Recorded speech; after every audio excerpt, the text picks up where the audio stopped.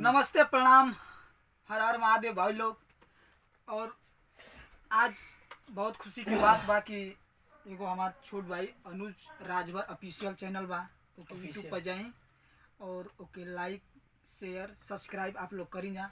और भाई के चैनल से बहुत जल्द गाना भी आवे वाला बा, गाना का डमी हो चुकल बा।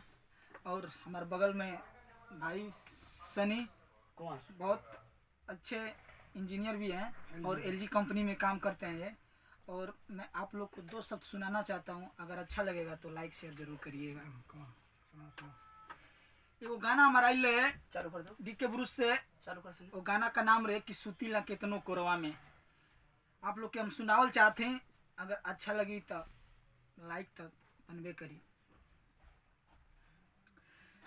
कि जब सटल रहेला पाजा कि पिया हवेला बहुते माजा, कि जब सटल रहेला पाजा कि पिया हवेला बहुते माजा।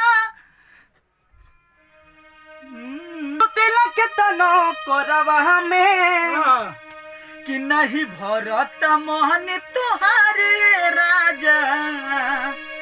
अरे किस तिलक तनो कोरवा में अरे भरेला कि नहीं भरत मोहन तुहारे राजा। सुतिला के तनो कोरवा